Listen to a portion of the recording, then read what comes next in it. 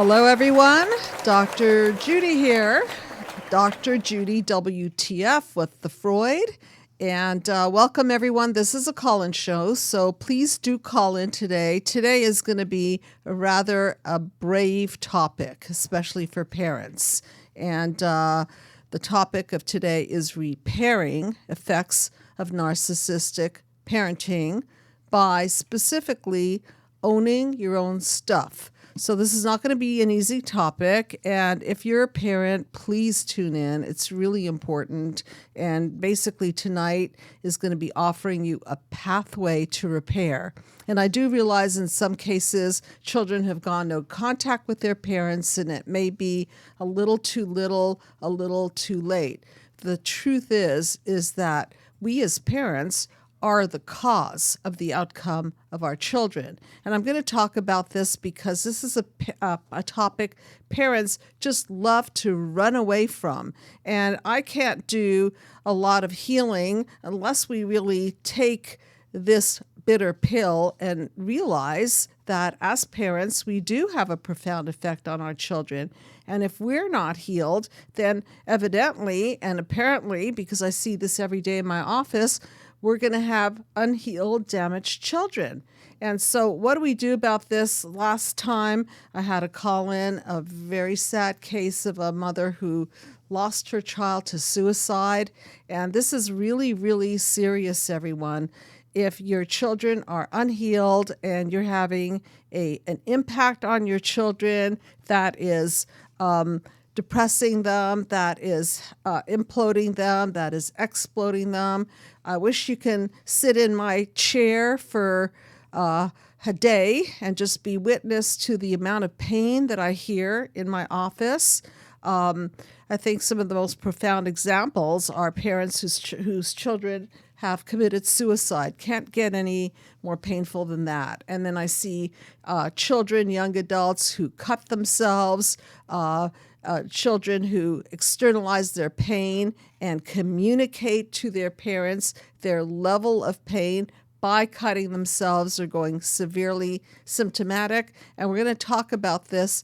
And as some of you know me, I'm probably more on the blunt side. So we're going to attack this topic because I really feel strongly about this. And until we as parents, we as this generation deny that we're not the cause of part one of our children's lives, then we're in deep trouble.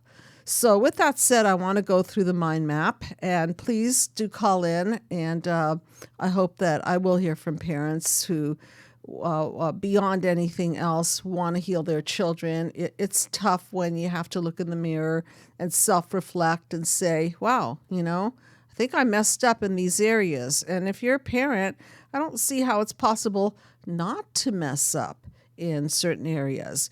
So let's go through the mind map and talk about what it takes to form a healthy human psyche. And I did not make this up.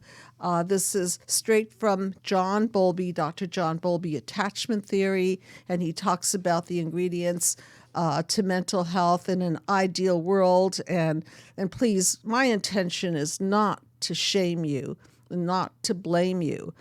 My intention is to wake you up and help you understand that you can do something about this, and you can begin to take inventory of what you did do, and I'm sure you did a lot of great things, and what you didn't do, and to look at your children as basically feedback to how you did as a parent. Because if they're not doing well, then something didn't go well.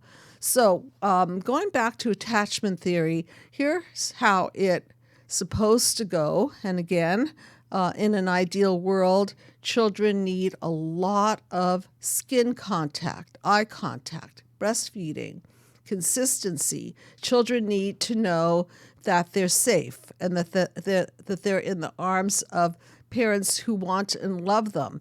So starting at the very beginning, if your children did not have what John Bowlby refers to as secure attachment, then they're going to be prone to anxiety, and they may be prone to symptoms such as anything from anxiety, depression, bedwetting, later on having what I refer to as a hole in the soul, and then filling that hole in the soul with substance abuse, for example.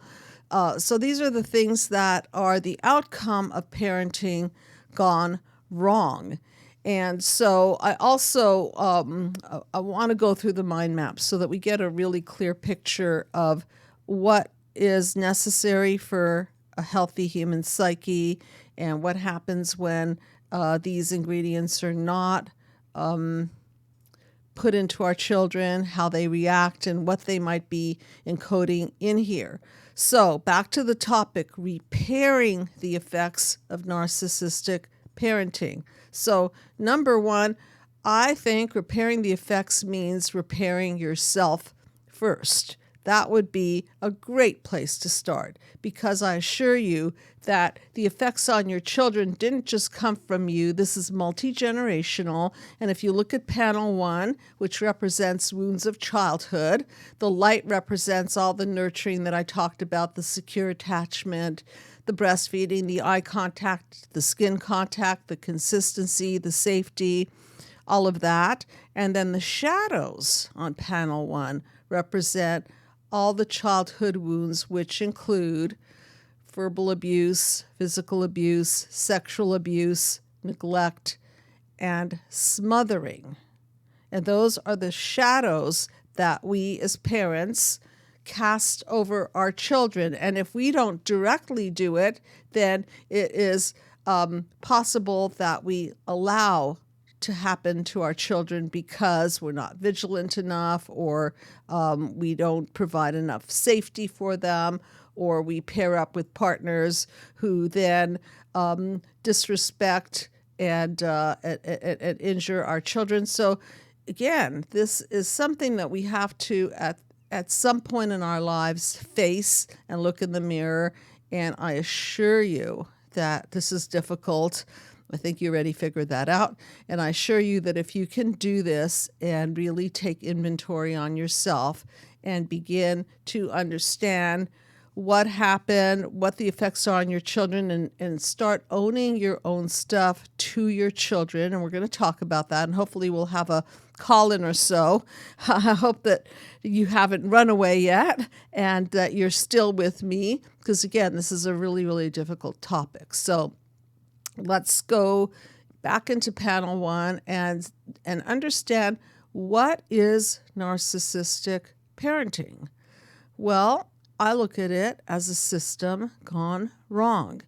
And when parents come into the parenting role unhealed and they themselves don't have secure attachment, or they themselves have been abused verbally, physically, sexually, if they've been neglected, if they've been smothered, they're going to incur these injuries, and they're not going to feel really healthy. And as a result of not feeling very healthy, they may enroll their children in favor of bolstering their self-esteem, in favor of their, instead of putting their children number one, they may actually, unbeknownst or known to them, use the children as a way to pump up their self-esteem and to project their feelings onto their children. This is something that I want to reread. It's by Donald Winnicott, and it's parallel to Dr. John Bowlby's theory. And this is what healthy attachment looks like. The mother gazes at the baby in her arms, and the baby gazes at his mother's face and finds him or herself therein, provided that the mother is really looking at the unique, small, helpless being and not projecting her own expectations, fears, and plans for the child. So let's take a moment to analyze this. So here's the key: not projecting her own expectations, fears, and plans for the child. So how does a child self-define? A child looks and gazes into mother's eyes, primary caregiver's eyes, and soon figures out, am I loved? Am I important? Am I special? And this may not even take place on a verbal level because we're talking about a newborn here. It's just that we as parents are constantly encoding messages into our children, and they are like little sponges soaking this up. This child, okay, so let me just go on with the Donald Winnicott. In that case, the child would find not himself in his mother's face, but rather the mother's own projections. And this is what I mean by a system gone wrong, because rather than the mother mirroring the needs of the child and helping the child basically develop a sense of self, she is projecting on that child, and the child would remain without a mirror for the rest of his or her life and would be seeking a mirror in vain. And I think we have a call-in. So, hi, courageous person. You're on the couch. On that child and the child. You're on the couch with Dr. Judy. Hi. Hi, Dr. Judy. This is Deanna calling back in from Michigan. Hi, Deanna. How are you? Thank you so much for calling. Appreciate it a lot. Thank you so much. Thanks for having me. I had to gather myself as I started listening to your intro tonight because you know how much that touches me. I know. So just remind the audience the backdrop to your story, please, because, yeah. I don't even know where to begin other than I brought the torch of toxic family lineage into... It was passed from my mother to me. Yes. And then in a lot of ways to my children too, because I wasn't healed and healthy when I had children. So yes. Okay. What okay, go ahead. I just I guess as a little girl, I always felt there was something off, and I listened to a lot of your videos, and I realized that I couldn't pinpoint it as that little girl, you know? I didn't even pinpoint it into my adulthood, and then me having children of my own, and I'm the one that had my son transition by suicide in 2014, and like you said, it's not a huge, it's not like it's a secret or anything, but there was something within him that was not okay, obviously. And although the verbalization was an open window between him and I don't really know my role in passing down anxiety and stuff to my children to the degree that you would know how to help me with, but it's very apparent that the wounds were passed on, and then his sensitivities he couldn't make sense of it. So, first of all, how unbelievably courageous of you to come back on air and talk about this. It was quite unbelievable when you told your story last time we were on air. And you knew that I was going to be talking about this topic. And this is exactly what needs to be done, everyone. Parents have to face the tragedy. And I've been thinking about this all week, really, thinking to myself, I need to get more bold and courageous and blunt. I need to, because we can't That's how I feel. I can't dance around this issue. You know, we can't dance around this issue anymore. And I don't care how much people heal themselves if they don't take that next step, if they're parents, to at least attempt to heal their children, then I think that the healing is not complete. And I want to hear from you about that. Absolutely. And that was having this realization happen with my beautiful child. It was almost like it put me into a spiritual awakening, and then I had started having just like kind of little clips of my childhood coming Okay. back to me. I was listening to Yitz on one of his earlier, and the whole memory loss, Yes. and the dynamic really hit tenfold for me when I said, you know what, something's off. Life is. I lost my child at 20 years old, beautiful child. Very loving, very compassionate with everybody. He would do anything for anybody. And I thought, if this can happen in my family, it can happen to anybody. What is going on Absolutely. here? What is going on here? And so we're And going to so the look at dots what is started going on connecting, here. Dr. Judy. Yeah. Oops, I'm sorry, honey. No, that's it, what you just said. What we're going to look at what is going on here. And again, I want to overemphasize that this is not a blame of the parent. Right now, we're taking a look, a careful look, so that we can understand how we're the cause, we can understand how to heal our children, we can understand what happened, because as much as we Yes. pray that we're not going to be like our parents, and I have people all the time coming to treatment saying, oh my God, I'm acting just like my mother, or just, or I'll point it out to them because I have history on them, and I'll say, well, doesn't that pattern sound a little familiar? Don't those words sound a little familiar? Aren't those the very words that hurt you, and now you're using it on Yes. your husband or your wife or your children or whoever, okay? And so this is the tough part of the work. And this is, I know, really, really a tough YouTube episode. And I hope It that is. it really is.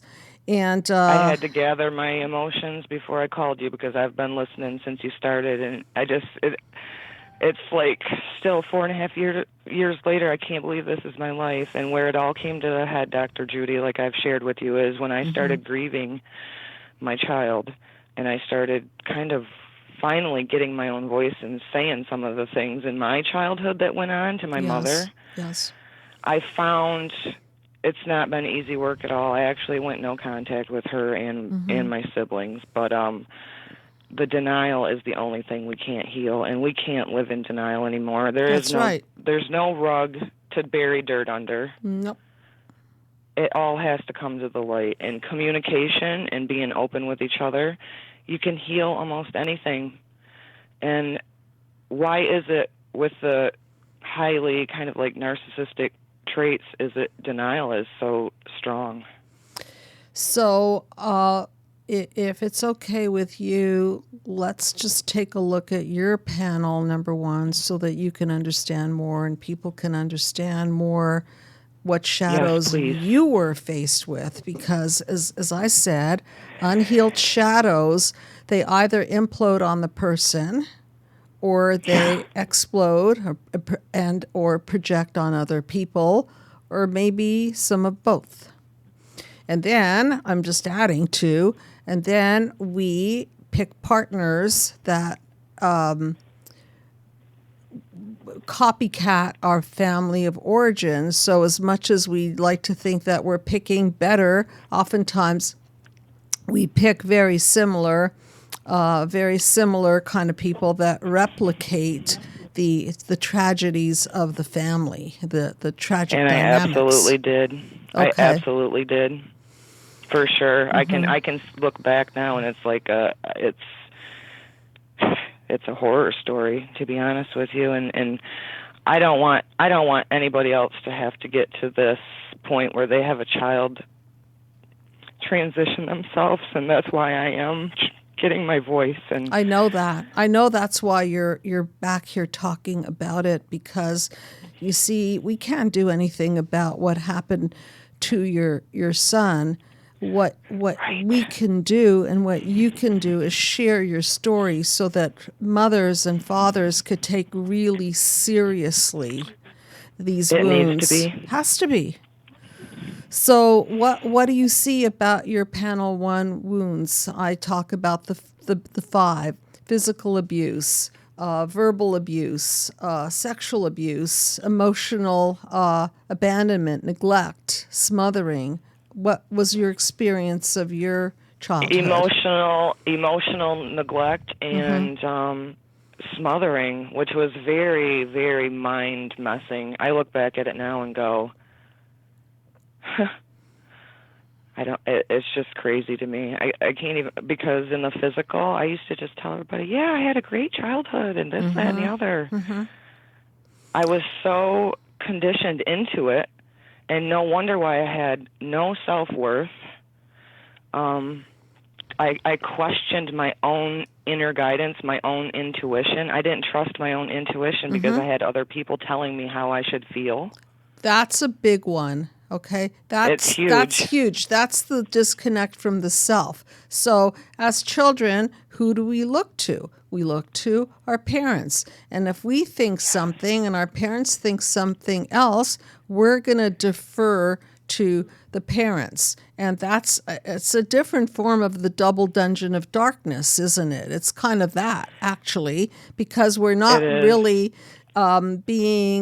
we're not accessing our truth. We're accessing the lies and the shadows of our parents and their multi-generational wounds to give us feedback. And what kind of feedback is this? I, from a very heart-centered space, started, voicing my truth to my blood mother after my son transitioned, and from a very heart space. I already knew that she brought it in. She was a 13th child, and I said, Mom, you obviously didn't get something filled or, connected when you were a child, and then you brought it into your 5 kids, and it was just all defense. It was, so what you're saying is I'm a bad mom, and that's as far as she wanted to deal with it. That's right. And before I sat down in this chair today, I thought, oh, geez, because I have had this happen in the treatment room. Parents who run out of the treatment, like, oh, now she's going to finger point and blame me. And one of the aspects of narcissism is that people don't know and don't want to. It's too painful for them to own their own stuff. It's like to look in the mirror and assume responsibility to them means take on the blame. And I'm not saying that. And I think when you faced your mother, you weren't finger pointing at her. You were coming from a heartfelt space of letting her know. I was very open to being vulnerable with her. Yeah. In order to heal the first 40 years of what the dynamic's gone wrong. And I honestly today, I'm on the yellow brick road. I listened to your one referring to the Oz, and I absolutely love that because I am on the yellow brick road, and I feel in my childhood or in my adulthood now, my inner child that I'm loving, I'm the Toto, I'm the truth speaker, I'm the one calling it. Yeah. And then, of you know course, what? I'm not ever backing down. It's the truth, and the openness of me being vulnerable was wanting her to bridge with me.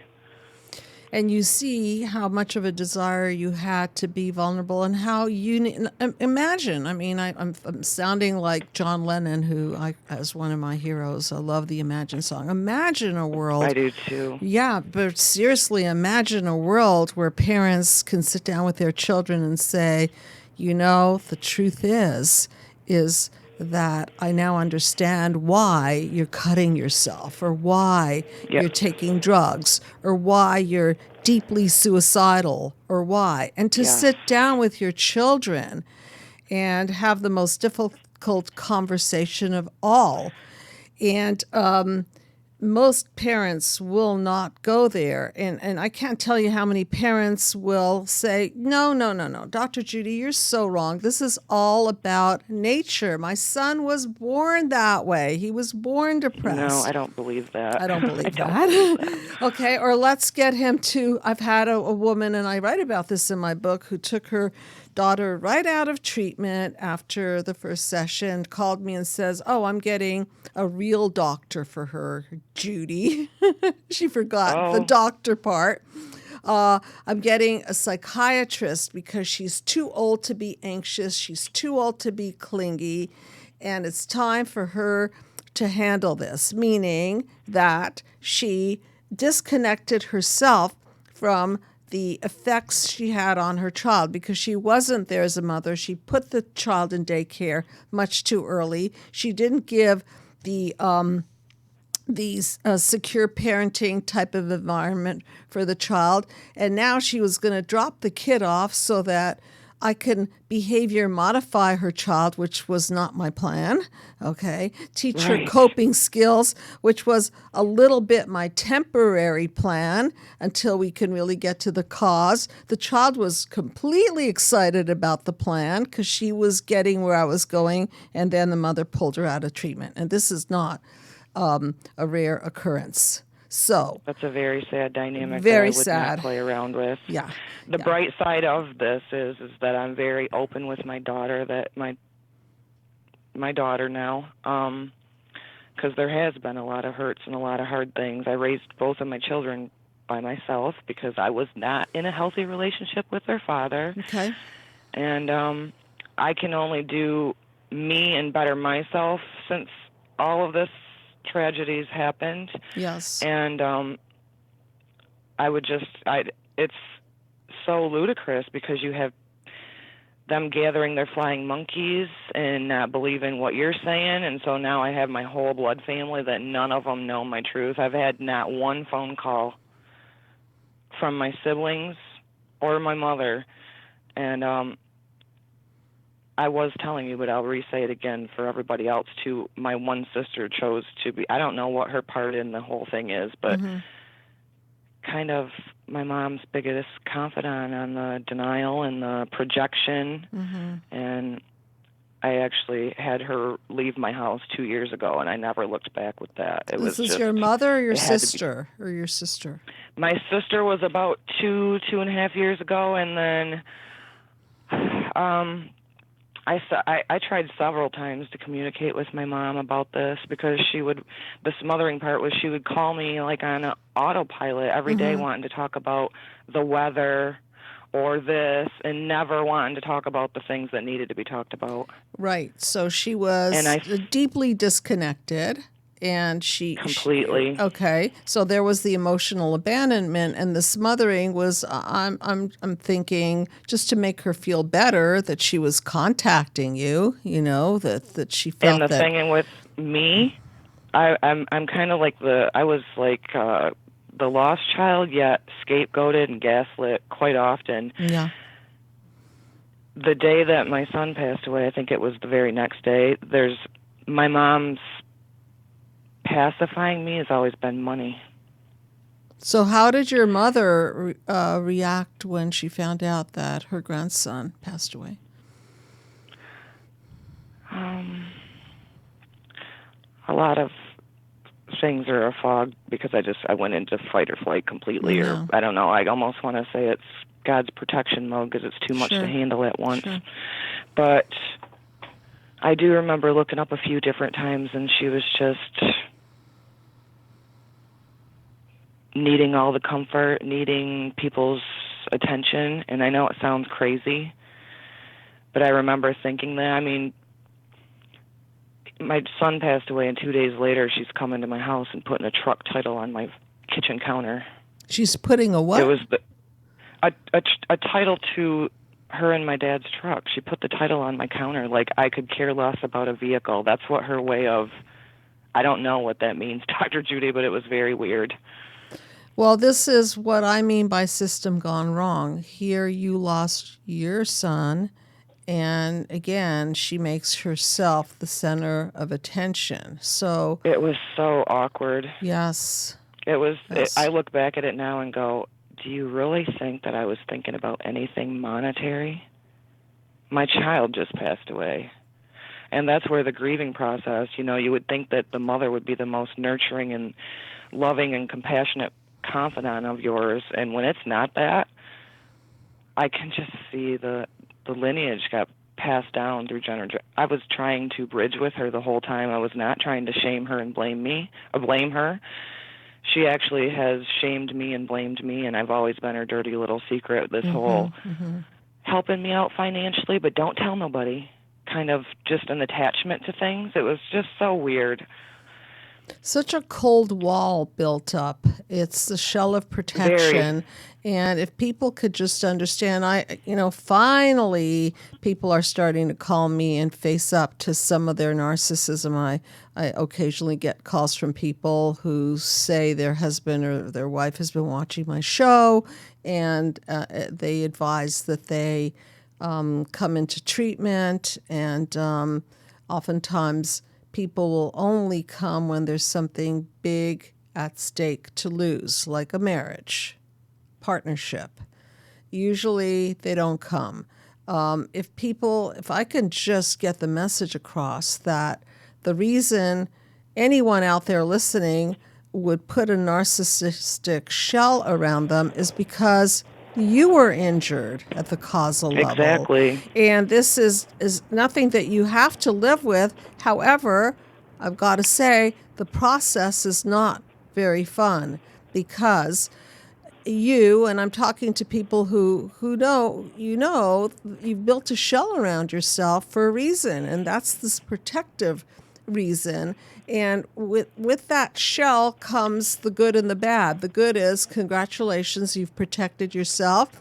And not so good, you've disconnected from your children, from your husband, your wife, everyone. And so what ends up happening is that because of this, you create an emotional abandonment. That's what's created here, an emotional abandonment. That was the biggest thing. That was the biggest thing in my childhood. Yes. And the one particular sister that's been very, like, I remember as a child her throwing me in the water and standing over top of me telling me to swim. And she is in her 50s today, and she don't even know how to swim. This is a flashback that came back to me. So she expected you to know how to swim. And I was a little girl. Yes, it was terrifying. I remember it. And, how does that flashback come back to me all these years later? I think it is my willingness to go, you know what? Now that I'm trusting my own inner intuition and my own inner self, I think I was just being shown things so that the dots could connect. Because I tell you, it's been me being very sensitive, my son as well, very sensitive. And I know for a fact, going to family functions, that he could feel like the hierarchy that's created in the family. And what do you think he was soaking in? What do you think he was soaking in from the family or from his father, from your injuries? What ultimately, I talk a lot about reactions to wounds, panel 2, and encoding our negative core beliefs so that rather than listening to the truth of what is, we look to our parents to define who we are. So if mom and dad think we're stupid or neglect us, we're encoding all this information. So I'm wondering what you think your son was encoding that finally imploded so tragically in him. Combination of things, and the family dynamics are definitely some of them. The straw that broke it all was him going to boot camp right out of high school. But the family dynamics, the topic of the show, is definitely there's like a hierarchy that was created in my blood family, and then I don't know, like status of who's important, who's not. Because my 2 oldest sisters have always been kind of the golden girls. Okay. And I feel that he could feel all of that because he was very sensitive, very intuitive. But then I think it blows your trust out of what family's supposed to be. Yes. And then you don't trust other people. And then his biological father, huge role in that as well. Okay. Damaged and never, ever owning his own part in it. He didn't have much to do with my children, neither one of them. And the only time that he would call here, he would be drunk, intoxicated. So he had a huge hole in the soul. He had one. And, yes. The big theme of this show is owning your own stuff. Because when we don't own our own stuff, our children think that they are at fault.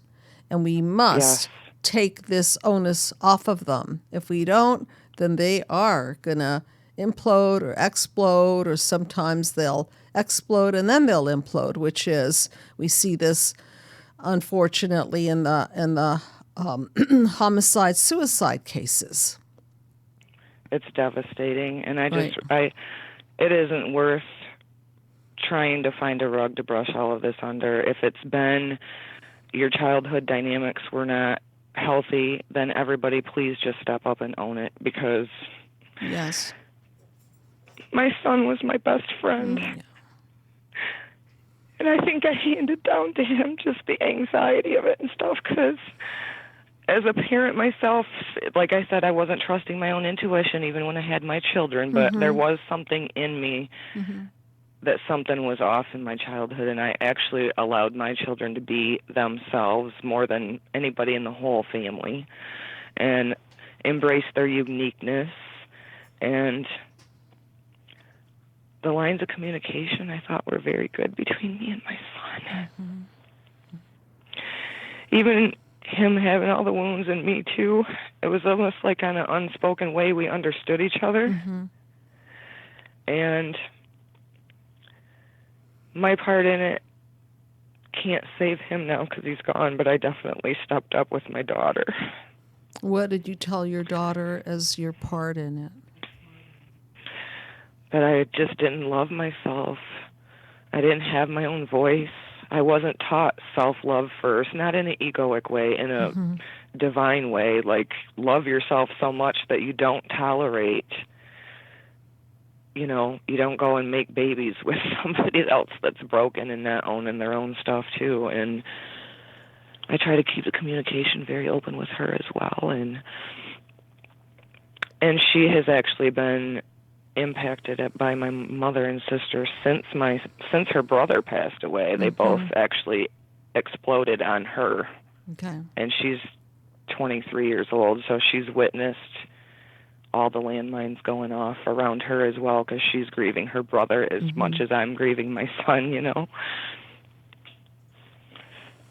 So for people who do have children and they are afraid, because people are afraid to own their own stuff. They're afraid that their children are going to attack them. They're afraid that their children are going to then take it as an opening to punish and that they're afraid that they're opening up a lashing out toward the parents. This is where the, so to speak, the intelligence has to come in, right? Because Absolutely. and I'm talking to the children out there. If your parents are brave enough and decent enough to step up to the plate to own their own stuff, okay, then try to just let them. Just try to let them.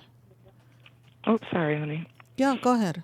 Can I add to that, Dr. Judy? Because Please. There's so much shame and guilt because you're told, honor your parents.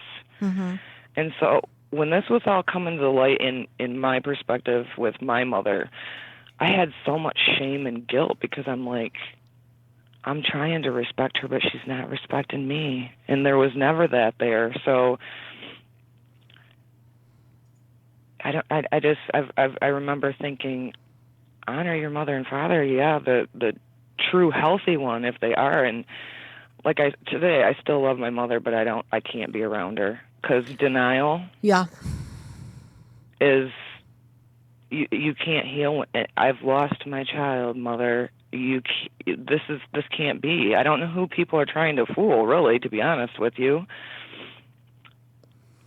The kids, and they do need to have reminders that if something feels wrong within them, to get help, to talk to somebody. And that's why your show, I came across your show just by going in the search engine on YouTube, because this was at the beginning of all of this coming to the light with the dynamic between me and my mother, and then my son passing away. And I can't thank you enough for what you do, because you're right. You need to bring the hard stuff to the table, and I'm just really thankful that I found your channel, because if it can help save other people, then I feel like in my heart that's why I finally, speaking about something that's so difficult, I'm put that aside if it can help others, you know? So that's the opposite of narcissism, right? For you to go through even more pain talking about this, bringing it up so that you can be a beacon to other people. That's what I call selflessness and unconditional love of yourself and other people that you can potentially affect. So how does one take that pathway? And so I want to start with the peaceful healing dialogue, because I think it's a good communication tool for people to at least open up the subject. And sometimes it's important to have a professional involved, especially if there's been years and years of walling up and disconnect and bitterness and resentment and so on. And we have to peel back the layer. And so, by the way, the Peaceful Healing Dialogue is up on my website, psychologicalhealingcenter.com or drjudywtf.com, for those of you who are more familiar with that name. And you can find it under forms. And the Peaceful Healing Dialogue would just sound something as plain and simple as, I'm just making it up here. I'll be taking the role of the mom. Can I talk, daughter, can I talk to you about some of the things that have been on my mind and very, very difficult, and hopefully will make a difference to your life? And hopefully that daughter or son will say yes. And hopefully then the mother can say something like, I noticed in the course of your life you've been particularly anxious, and I understand now through my research and my psychological education that there were certain ingredients that you didn't get as a little girl or a little boy, and that it's not your fault that you're having anxiety going to school, or that you're having anxiety at sleepaway camp, and so on and so forth. And then to help your child connect the dots back to the cause, and allow them to speak that way. I refer a lot to my grandson, who I adore, and I let him say to me, "Grandma, you're so mean today." I go, "You know what? Maybe I went a little far. Maybe I raised my voice a little too fast and a little too high. Let the kids say it.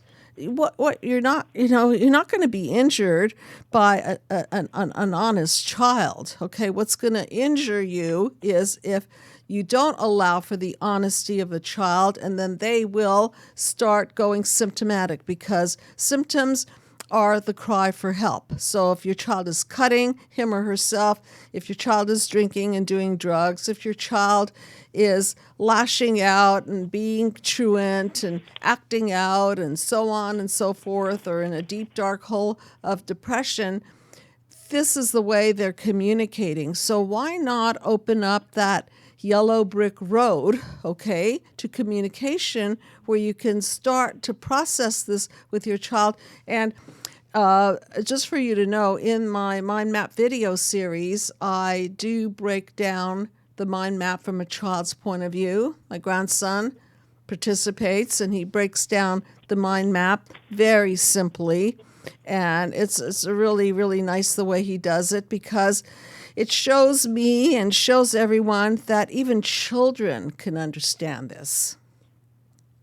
And if you can talk to your child and tailor the conversation to their age appropriateness, you can very simply explain to them the boo-boo and how parents sometimes create boo-boos in their children, and that children think that they're bad because mommy raised their voice or mommy forgot to go to their school meeting, and help them to disentangle these negative core beliefs that they now conclude. I'm not lovable, I'm not good enough, I'm not smart, and so on.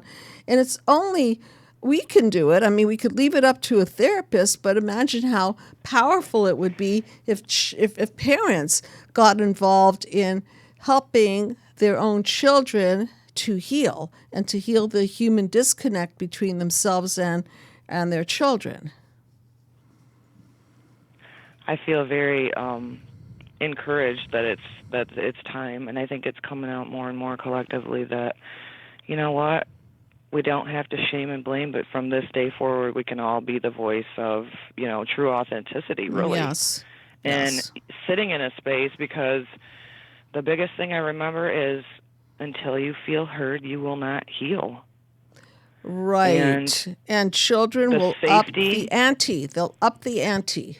They're not feeling heard, they'll cut themselves, and then mother will finally say, "Oh, I think there's a problem here." And the child will say, "Well, finally you realize there's a problem here. Do I have to be cutting myself or blacking out from overdose of pills or something? What do I have to do to be heard?" And can I stress something, Dr. Judy, about my son personally?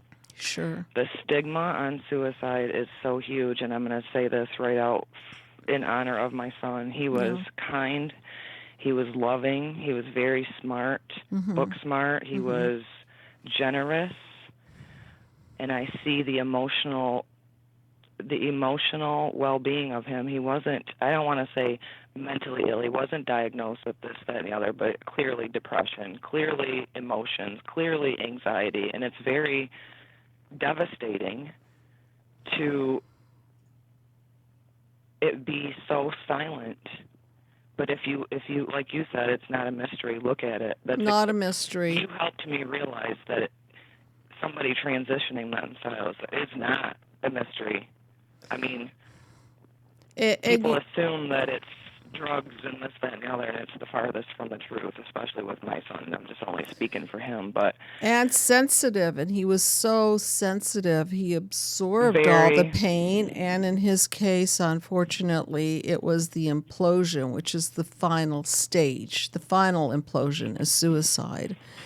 And I just... It's devastating. I can't overemphasize that this is possible. It's for parents who are listening, and I hope you haven't disconnected already because it's so important. It is possible to heal yourself, and it is possible to crack that narcissistic shell because it was only built to protect you against your pain. And once we can get behind that shell, behind that false self and the mask, because that's not authentically who people are. Authentically, we're not cold. Authentically, we're not that. And that is the false self. And so... I'm just very passionate, too. And just by putting this out there, and I hope you don't mind, I'm really wanting to rephrase the commit suicide to either transition by suicide or something instead of commit, because the definition of it is actually criminal, and my child was like the farthest thing. He wouldn't hurt a flea. He didn't. Oops, sorry. No, I agree with you. I've used it before, and I don't mean it as that, but I think it's more accurate the way you're saying. He transitioned. He didn't commit a crime. He was just the kindest child, and he didn't know how to handle everything that was going on within him, and that's why it's so important for everybody to own their own stuff. Please, yes. And of all people, you're now at the other side of things. Your son has transitioned. He's gone, and still you have the courage to stand up and say, do this, okay? Do this, because you're sitting there saying, this is preventable, and there is a pathway. There is a yellow brick road to healing. And in the way I see it, it's called own your own stuff, take the onus off of your children, help them connect the dots, because they're going to connect the dots very poorly, and the dots are going to connect back to they're to blame and they're to shame and they're bad, and it always goes back to that, which then creates an explosion. Or the opposite, Absolutely. where it's not my fault, I'm not to blame, and then they'll hurt other people with that projection. So it's a lose-lose. It is, and there was a lot of projection that still went on after my child passed away, and I thought, you lost your grandson? Mm-hmm. You lost your nephew? And I'm observing it as a bereaved mother going, and none of you have changed your behavior. No. What is, how devastating. Right. And so I can't change other people. I did try to bridge, like I said, and I am on your yellow brick road, and I love that you reference it with the Oz, and I will continue to speak for myself, for others, for my son. Thank you very, very much for coming back on air.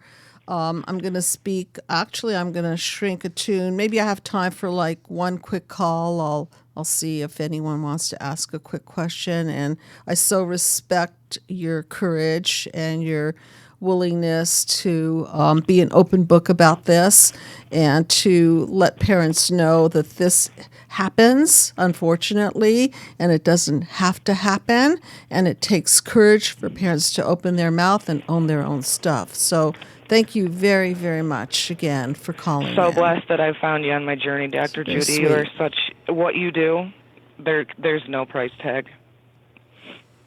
Thank you for that. Appreciate it.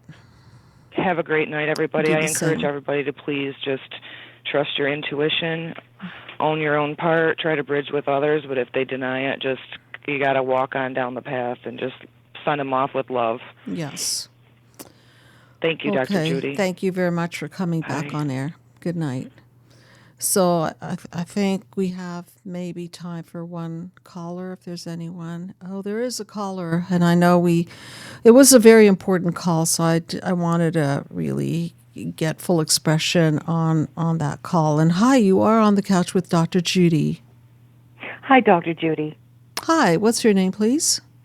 Manya. Manya, hi, how are you? Nice to talk to you. Okay. Okay. It's a really, really tough show tonight. It's a really Find it really tough hard. show. Yes.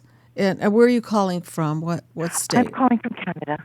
From Canada. I'm an ex-Canadian, so I Yes, love to talk to my fellow Canadians. I should have kept my citizenship. Still angry at myself about that. So anyway, so tell me a little bit about how you relate to the topic, and I want to know, what do you think? Do you think parents are going to be more open to owning their own stuff because we're starting to speak up about this, or do you think that a lot of them are just going to defend and walk away? And what are your thoughts about this? Yeah, I do think, I don't know if narcissists are really, like, people that are truly narcissistic are capable of it. Like, I don't know about that. I'm not sure. But I know for myself as a mother that as I become aware of things, that just as a human being, I can kind of go, oh, gee, that wasn't okay. Yes. And I can go back and say, you know what, that wasn't okay. Like I got way too upset about that, And you can do it with your children. And you can do it with your children. You can actually say to your children. That's what I mean. Okay, yeah, that's what I mean. But I just find that the whole subject of like the effect of narcissistic parents is like, I just found my mom was diagnosed narcissist, and I found her continuous, like, bringing it back to herself and being the victim, hero, victim, hero. There was no space for me as a kid. She's passed now, but there was no space, and I just couldn't wait to get away from her. But I was not going to kill myself, Yeah, and you could feel the shell, and that's it. There's no space for you because, as I was reading before, narcissistically injured parents, their system gone wrong sets them up to blame and shame and defend. And so that, this dream of owning your own stuff, it's not in the program, because owning your own stuff means vulnerability. Vulnerability means letting your shell down. Letting your shell down means facing your pain, and facing your pain is the last thing that people who are that injured want to do. So they would rather protect, they would rather project, but face pain, no, because remember, for people to own their own stuff also means open up the can of worms of looking at what happened to them in their childhood, and they don't want to. They don't want to look at that at all. And kind of the exhausting part for us, as I think the children of narcissists, even adult children, is, and I don't mean to sound too judgmental, but I have such strong feelings about it. Like the years of, I was the placating child and very sensitive and very nurturing, like very always trying to take care of my mom. Yeah. But the pseudo suffering, I'm sure there was real authentic suffering under there, but the drama suffering is so frustrating and exhausting. And again, you know what I mean? Puts them in the spotlight, right? So Yeah. you're not in. So again, you're never heard. You're never seen. Your feelings are not regarded because they're always the victim. I know we're really, really short on time. I want to attempt to shrink a tune, and I really appreciate you calling in and staying up. What part of Canada are you from? Central Canada. Okay, so it's a little bit later there. And for all the parents, a couple of hours. And for all the parents that are listening, I hope you understand that this just has to happen. And if it doesn't happen, then the children are going to be victims and they're going to suffer. And if it does happen, we stand to win. We stand to heal forward, backward, and in the now. That's that, it's the win-win-win. If we as parents own our own stuff, we win because we're part of healing human disconnect. We win by connecting it back to the multi-generations of hurt. And we win by preventing our children and healing our children. So thank you. I'm going to make a very quick attempt to shrink the tube. And I just want to thank you that the mind map model absolutely makes it very safe for parents and very doable. Yes, and very explainable to children. And still, the mind map video series is at a discount. It's $195, and it's quite a... I own it, and I started it, and it's helping so much. So thank you, and I look forward to saying that. Thank you. Okay. Thank you. All right. Good night. Okay, so I'll just squeeze in the Shrink That Tune. Stained Lyrics. For You is the name of the song. To my mother, to my father, it's your son or it's your daughter. Are my screams loud enough for you to hear me? Should I turn this up for you? So again, the shell of the parents, the kid is not getting through. I sit here locked inside my head, remembering everything you said. The silence gets us nowhere way too fast. So this person is imploding and nothing is being heard. The silence is what kills me. There's the emotional neglect.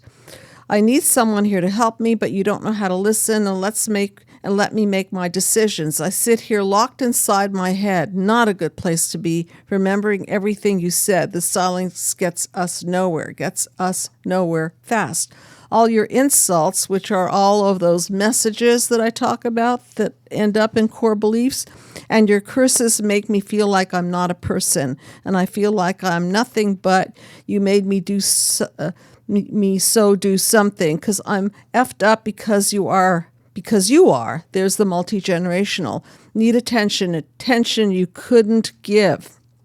I sit here locked inside my head, remembering everything you said. The silence gets us nowhere way too fast. This is an amazing song, amazing lyrics that reflect the stuff that just goes on and the human disconnect and the silence, and then this person is obviously not getting through and imploding. Thank you so much for listening, and remember that we have the webinar, the narcissistic support group that Yitz Epstein is holding, and we have a beautiful staff of people doing mind map therapy and a mind map video, and there's not anyone that can't do mind map therapy at this point because we have so many options. So thank you so much for tuning in and bearing with this heavy subject. Good night, everyone.